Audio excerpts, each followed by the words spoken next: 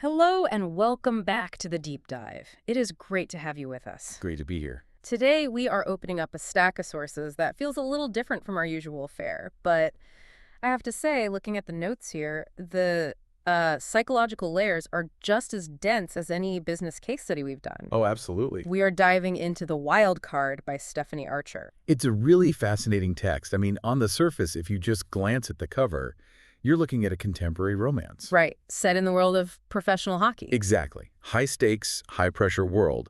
But when you start to peel back the layers, and we've got about 30 chapters of source material to work with today, it's really a comprehensive study in trauma. Trauma responses, yeah, and workplace power dynamics, and this incredible friction between, like, absolute control and total chaos. That's the core of it right there. Exactly. And so our mission today is to unpack that very complex dynamic. We're focusing on two very, very different people.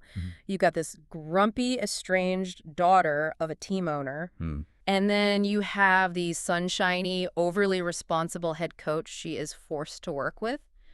It sounds like a classic setup, but the execution, it's just full of surprising nuance. It really is. It's a trope inversion that does a lot of heavy lifting, especially regarding gender expectations, which I think we should definitely get into. Oh, for sure. But to understand why these two are even in the same room, we have to start with the core premise, which is, actually a pretty high-stakes business dilemma. Right. So let's set the stage for everyone. We're in Vancouver. We have the Vancouver Storm, a professional NHL team. Yep. The owner is a man named Ross Sheridan. And right out of the gate, Chapter 1, we learn that Ross wants to sell the team. Which is a massive deal. I mean, think about the economic and social impact of a sports franchise sale. For a city, for the fans, it's huge. It's everything. But specifically for the people inside that organization, it's an existential threat. And Ross isn't just some disconnected owner in a skybox. He's a former player, a former coach. He's the patriarch. He is the patriarch of this organization, but the source material makes it really clear. He's tired. He's ready to move on. But, and here's the catch, he has a very specific condition. The ultimatum. I love a good ultimatum. It forces action immediately. It's a classic power move, isn't it? He tells his key people, specifically his head coach, Tate Ward, that he's selling. But then he presents this alternative to his daughter, Jordan. His estranged daughter. His very estranged daughter, yeah. He says he will keep the team, and not just keep it, but eventually pass ownership to her, if and only if she agrees to come work for the organization. Immediately. And there's a performance metric attached too, right? It's not just show up to work and, sit in an office. No. The condition is that she has to help them win the Stanley Cup. Which is, let's be honest, completely absurd on paper. It's ridiculous. Because as we find out very quickly, Jordan is a bartender. She runs a place called the Filthy Flamingo. She supposedly hates hockey. Hates it. She hasn't spoken to her father in 10 years, so why on earth would she agree to this? It seems like a losing proposition from every angle. That's the crucial question, right? If you just look at Jordan's character profile in the source text, she is defined by her independence. Fiercely independent. Fiercely. She rejected her father's money years ago. He sends checks. She shreds them. She lives in this rundown apartment. But when she hears he's selling, she realizes what that actually means on a structural level. It's not about him anymore. It's not about him at all. A new owner brings in new management, new scouts, a new coaching staff, and what's the first thing they do? They trade players to shake things up. The found family aspect, that's the leverage he has over her, and maybe he doesn't even know it. Precisely. The Filthy Flamingo isn't just some dive bar. It's what sociologists would call a third place for the team. A community anchor. Exactly. It's separate from home and work. Yeah. The players, the staff, their partners, they all hang out there. Jordan has built this community, the safe space. If the team is sold, that community gets blown apart. Her friends lose their jobs or get moved to different cities. So she accepts the deal, not for her father, who she, I think it's fair to say, actively dislikes. Not that she loathes him. But to save her friends. She's essentially sacrificing her own comfort and her carefully constructed distance from that entire world to protect her people. It's a really protective instinct. It's a selfless act that's completely masked as a business transaction. And that really sets the tone for who Jordan is as a character. She frowns it as, I'm doing this for me, but if you look at the data points, she's doing it entirely for others. So let's unpack Jordan a bit more because she is a fascinating study in contrast. You mentioned she's the grump in this equation. And usually in these types of stories, you expect the big, gruff hockey coach to be the grump, but here it's the bartender. Jordan Hathaway is prickly. That's really the best word for her. She keeps people at arm's length. She has this bitchy bartender persona that she wears like a suit of armor. She refuses to watch games in her own bar. She claims to hate the sport.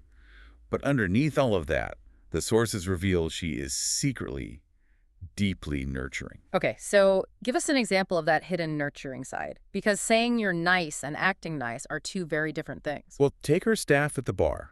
She pays them full benefits, vacation pay. I mean, she likely takes very little salary for herself, especially when you see the state of her apartment later on. Right. And then there's the cat. She feeds this stray cat in the alley every single day, even though she claims it's a demon and ugly. We'll get to the cat. Phoebe. Yes. She's protecting everyone and everything while pretending she doesn't care. It's a classic defense mechanism against vulnerability. If I pretend I don't care, it won't hurt when things go wrong. And there's a secret about her background, right? The part that makes the whole premise actually work. She's not just a bartender. She has credentials. This is key. This is why it isn't just pure fantasy. Jordan actually has a nearly completed master's degree in sports psychology. From UBC, right? University of British Columbia. That's right. She dropped out right before graduation due to a specific trauma, but she has the knowledge. She understands team dynamics intuitively. So when her dad says, help us win the cup, it's not completely out of left field. Not at all. He knows she has this talent, even if she's burying it under, 10 years of sarcasm and gin. Exactly. She understands the mental side of the game. She can read people in a way that, as we'll see, the stat crunchers can't. Okay, now let's slip to the other side of the coin. Tate Ward, the head coach. The sunshine to her grump, although I'd argue he's less sunshine and more just unflappable stability. That's a good way to put it. Tate is a retired legendary player. His career was cut short by a pretty brutal knee injury. Now he's the coach. And the source text describes his aesthetic in a very specific, very funny way. Oh, we have to talk about the fuckable dad aesthetic. That is a direct quote from the text, listeners. We are not just making that up. It's a recurring descriptor. It's the Oxford shirts, the tight jeans, looking like a model, but with this wholesome, dependable edge. Right. But beyond the looks, his entire identity is built on control. He is unfailingly good. He's ethical. He's patient. He's the guy who remembers everyone's name, from the janitor to the star player, and treats them all with respect. But there's a darkness there, too, isn't there? Why is he so obsessed with control? Usually people who are that rigid, that, perfect, they're compensating for something. They are. He's a recovering alcoholic. Ah, okay. The text mentions he's been sober since the day he found out about his daughter. He views his past, his drinking years, as a time of absolute chaos where bad things happened. So now he maintains this rigid control over his life. Everything. Everything. His schedule, his diet, his emotions, to prevent that chaos from ever coming back. He equates control with safety. And his daughter, Bia, she's the center of that universe. Completely. He's a devoted single dad. His life is coaching and parenting. That's it. The book is clear. He doesn't date. He doesn't really have a personal life outside of those two pillars. He has effectively shut down all his romantic needs to ensure he never messes up as a father again. So you have Jordan, who represents chaos and emotional avoidance. And then you have Tate, who represents order and total emotional control. And they are forced to work side by side every single day. It is a powder keg, just waiting to go off. Jordan immediately tries to ruffle his feathers because his perfection just annoys her. It's an affront to her. It is. It challenges her worldview that everyone eventually lets you down. And Tate, on his side, refuses to break his nice guy composure, which just infuriates her even more. Okay, so let's get into their initial interactions, because this game they play it's hilarious, but it's also so psychologically revealing. It really is. It starts in the bar. Tate comes in to check on her, a favor to her dad, and Jordan is having absolutely none of it. No. And the autograph incident is a perfect summary of their whole dynamic right from the jump. It really is. Tate orders a club sandwich and a soda water. Of course he does. Very disciplined, very controlled. And Jordan puts on this act, asks for his autograph like she's some starstruck fangirl. But when he agrees, what does she hand him? A roll of toilet paper. A full roll of toilet paper. And she tells him she's going to put it in the men's room so people can use it to wipe their era. Well, you know? I mean, it is so incredibly disrespectful. It is. She is testing him. She is being deliberately, pointedly disrespectful to see if he will snap. Most men with his status, his ego, and NHL head coach would get angry. Oh, they'd walk out. They'd walk out or they'd demand respect. But what does Tate do? He signs it, he smiles, he sees right through her game and refuses to give her the reaction she's baiting him for. It's a power struggle. Yep. She pushes boundaries. He just calmly expands them to include her push. It's like conversational judo. She pushes, and he just yields and pulls her in closer. That's a great way to describe it. And then once she starts working for the team and shadowing him, this dynamic moves into the office with the coffee pranks. This is one of my favorite details in the source material because it shows Jordan's sheer commitment to the bit. It really does. Jordan brings him a coffee every morning. On the surface, it's a nice gesture. Oh, the new girl is bringing the boss coffee. Right, but inside the cup, it's an absolute horror show. We're talking matcha that tastes like toothpaste. Yeah. Syrups that are basically pure sugar sludge. The cucumber and spice one. Cucumber and spice. And yet, Tate drinks them every single morning without fail. Why? Why would a man who treats his body like a temple, who probably measures his macros, drink toothpaste matcha? To prove he can't be broken. It becomes a silent contest of wills. If he refuses the drink, she wins. She got under his skin. If he complains, she wins. So he just drinks it, looks her right in the eye, and says thank you. But there's a psychological layer here, too, isn't there? I mean, it's not just hostility. No, it's play. It's a form of flirting that feels safe for her. That's interesting. She can interact with him, she can engage with him, but she can keep her emotional guard all the way up because it's just a prank. I'm not being nice, I'm being a jerk. I'm being a jerk, so this doesn't mean anything. And for Tate, he eventually admits he kind of likes the sugar crash. It's a crack in his disciplined armor. He's letting a little bit of her chaos into his perfect, orderly world. Okay, so they have this banter, this friction. But for the plot to really move forward, Jordan has to prove she actually belongs in that front office. She can't just be the Nepo baby. And the text makes it very clear that the staff, especially the scouts, see her exactly that way initially. She's just the owner's daughter who pours drinks. Yep. They don't respect her. But then we have the trade deadline situation, which is the first time we see Jordan's sports psychology background in action. Right. So the team needs a center. For those who aren't huge hockey experts, the center is a crucial playmaking role. It's the quarterback of the line, essentially. And the scouts and Tate, they're all looking at this one player, Liam Hutton. They are set on him. They see the talent, they see the potential, the stats look great. But Jordan intervenes. She argues against Hutton. She calls him his selfish puck hog. Which is great terminology. It is. She says he won't fit the culture of the team. And she suggests a different player instead, a guy named Brooks Yang Hansen. This is such a bold move. She's contradicting the head coach and the entire, old boys club of scouts. Yeah. She's putting her reputation on the line on, day 3. It is. And Tate, to his credit, decides to test her theory. He doesn't dismiss her outright, which says a lot about his leadership style. It really does. They bring Hutton in for a practice, and what happens? She's right. Jordan is completely right. Hutton doesn't mesh with the team captain, Rory Miller. The vibe is off. He's playing for himself, not for the team. And this is the moment where Tate's view of Jordan completely shifts. She's not just an annoying obligation anymore. She's an asset. It validates her. It validates her hidden background. She sees the human element that the stats guys are missing. And Tate respects competence above almost anything else. He realizes she can actually help him win. But the real turning point in their relationship, the moment they truly go from adversaries to allies, is the Gary incident.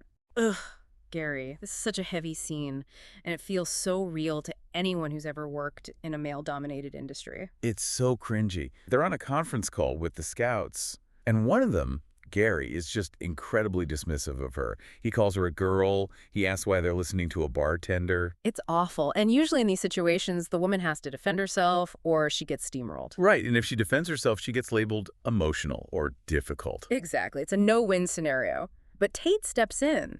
And he doesn't just say, hey, be nice. He aggressively shuts Gary down. He does. He says, can I be frank? Which, as we all know, is polite code for I'm about to completely destroy you. It really is. And he just exposes the hypocrisy of the whole system. He points out that all those guys got their jobs through connections. The old boys club. The old boys club. He says to Gary, did you interview for your job? No, you played with the old coach. He just levels the playing field and validates Jordan's right to be in that room. He uses his power, his privilege, to shield her. And the aftermath of this is so surprisingly tender.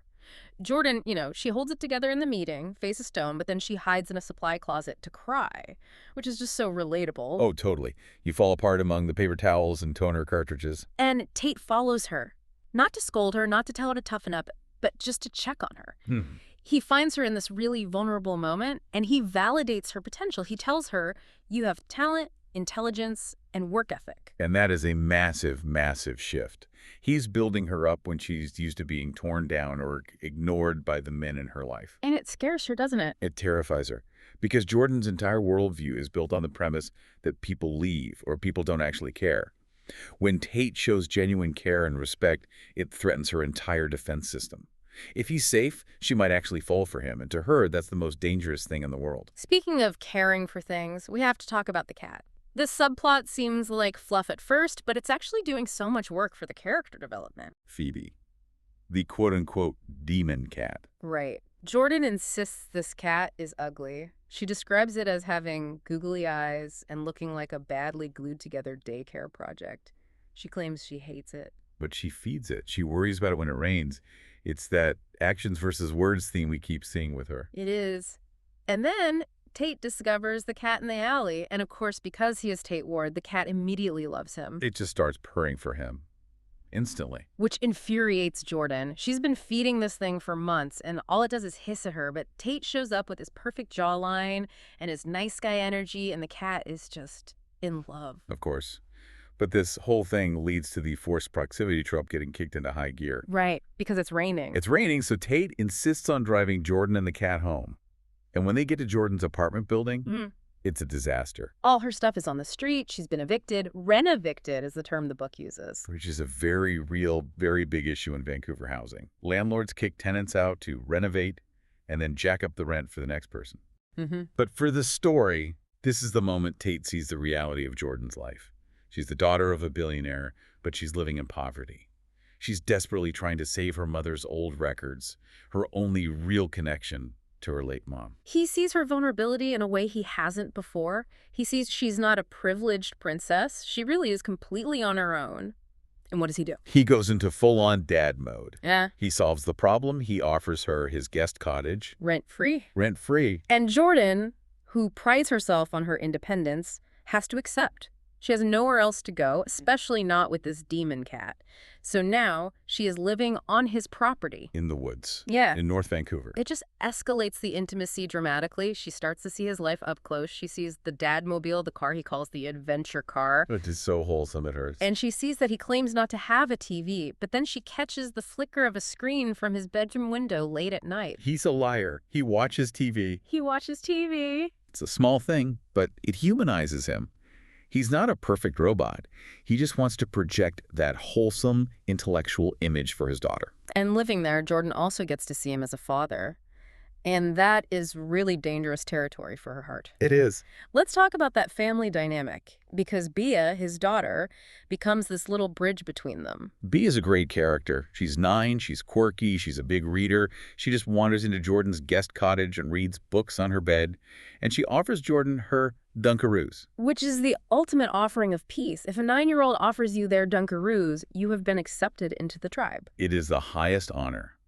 But through Bea, Jordan sees a version of fatherhood she never, ever experienced. She watches Tate patiently explaining constellations, Orion, Lippus to be. She sees his gentleness, his presence. And that contrasts so sharply with her own father, Ross. This brings us to the core of her trauma. We finally learn why Jordan hates her dad so much. It wasn't just that he was busy or missed a few birthdays. He missed her mother's funeral. That's a tough one to forgive. In most people's eyes, it's unforgivable. He wasn't there when her mother died, and he wasn't there for the funeral. He was working. Of course he was. It cements her belief that she was unloved, that the team always, always came first. But, and here is where the source material gives us this crucial piece of evidence that challenges Jordan's entire perception, the keychain. Keychain. Okay, so Ross carries this keychain with a little tiny painted hockey stick on it. Right. And Jordan sees it early in the book and just dismisses it. She assumes some random kid, a fan, gave it to him. She thinks, look, he cares about other people's kids, but he never cared about me. It just reinforces her narrative. Completely. Yeah. But later, Tate corrects her. He was there back in the day. He reveals that Ross has kept that keychain since Jordan made it for him when she was 6 years old. Oh, that is a punch to the gut. It just recontextualizes Ross completely. It does. He's not unloving. He's emotionally avoidant. He's just bad at feelings. He's hoarding these sentimental keepsakes of his daughter while being completely unable to talk to her. It actually parallels Jordan's own behavior. How so? She keeps people away but secretly cares so much. Ross did the same thing. He buried himself in work to cope with his wife's illness and death, and in doing so, he abandoned his daughter emotionally, but he never actually stopped loving her. That is so deep. It's a tragedy of miscommunication and, trauma responses just clashing against each other for a decade. It really is. And Tate is the only one who sees both sides clearly. He's trying to facilitate a reconciliation, but he's walking a very fine line. He can't force it. Let's move on to the big transformation scene, which is always a fun part of these stories. The charity gala. The Cinderella moment, if you will. Exactly. So Tate arranges a stylist for Jordan, and he claims it's on the team budget, but come on, we know. Oh, that's coming straight out of his own pocket. It's absolutely personal. He wants her to feel confident and powerful. So the stylist sends over this wine red off-the-shoulder gown, and when Jordan walks out, Tate is stunned. He physically malfunctions. He can't form a sentence. He calls her sophisticated, which is the most polite, buttoned-up word he could find when the subtext is just screaming that he thinks she's the most beautiful woman he's ever seen. It's so obvious. And Jordan, for her part, is feeling herself, but she's also completely terrified. Right, because of the media, the red carpet. This is a woman who has been hiding in a dark bar for 10 years, and now she's about to step in front of the entire Vancouver sports press. And this is another one of those great examples of Tate's protective nature. He sees she's panicking. He realizes she's not used to the spotlight. So what does he do? He offers her a safe word. Horn screamer. A bird his daughter was studying. It's the most ridiculous, absurd thing he could have come up with. And it makes her laugh. And that's the point. He uses humor to diffuse her anxiety. He anticipates her needs before she even has to articulate them. It's just a very high EQ move on his part. And then, inside the gala, we get a huge plot beat with the found family. Yeah, the dinner with the players. Rory and Hazel, he's a captain, she's his wife. They stand up and announce they're having a baby. And the team just goes wild. Everyone is hugging. Some of the big, tough hockey players are crying. It's just this moment of pure joy. And for Jordan, sitting there watching this, the stakes just skyrocket. If she fails, if the team is sold, this group, this family, could be broken up. Rory could be traded away from his support system right when he's about to become a father for the first time. It transforms the deal she made with her dad from, like, a burden or a chore into a crusade. She must win the cup to keep this family together. It anchors the romance in something much bigger than just the two of them. It's not just will they, won't they. It's will they save this entire community. So we've covered the plot points of these first 30 chapters pretty thoroughly. Yeah. Let's dive into the themes. What are the big takeaways when you synthesize all this information? I think the biggest theme, the one that touches every character, is perception versus reality. Every single main character is wearing a mask. Okay, so break that down for us, starting with Jordan. Jordan presents as the bitchy bartender, the ultimate cynic. Right. But in reality, she's a deeply nurturing protector who is terrified of being hurt again. She's a covert sports psychologist hiding in plain sight. And Tate, what's his mask? Kate presents as the perfect controlled leader, the sunshine coach. But the reality, he's fighting his addiction every single day. He's profoundly lonely. He's using control to stave off the darkness and his deep-seated fear of failing his daughter. And Ross, the father. Ross presents as the cold, indifferent tycoon who only cares about the team. But the reality is that he's a grieving man who doesn't know how to connect with his child, and so he hoards a 20-year-old keychain in his pocket.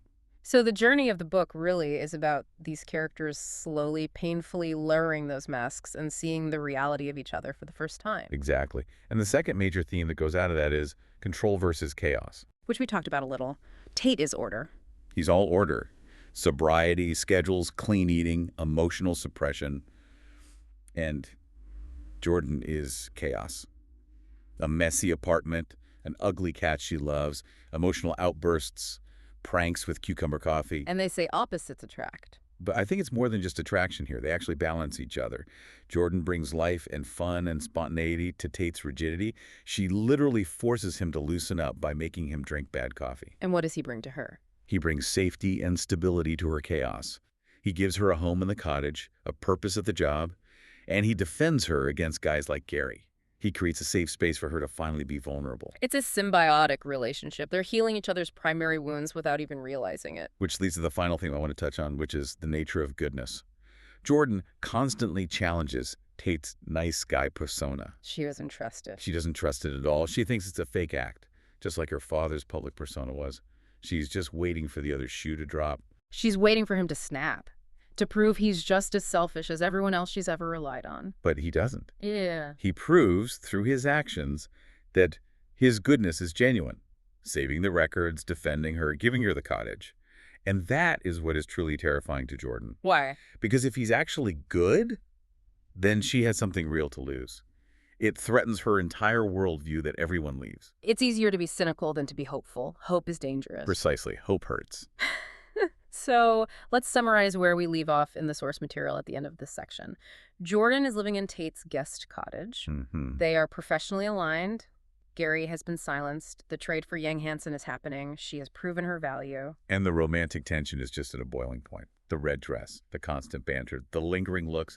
They're living right next to each other, sharing a driveway. And that huge misunderstanding about her father, the keychain, has been revealed, planting this first seed of doubt in a decade of anger. So the season is just starting.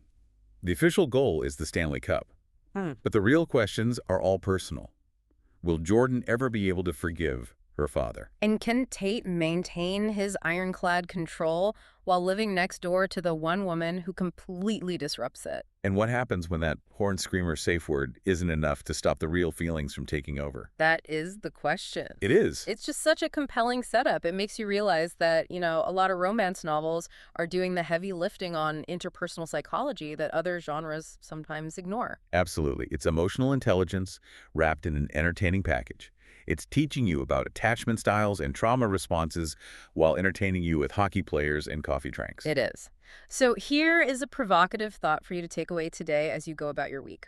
In your own relationships, at work, romantically, with your family, do you tend to push people away, like Jordan, to protect yourself from getting hurt? Or do you try to control everything and everyone, like Tate, to prevent disaster from striking? And what happens when those two very different survival mechanisms collide under the same roof? Usually something has to break. The question is, will it be the people or will it be the walls they've built up around themselves? Ooh, I like that. Something has to break.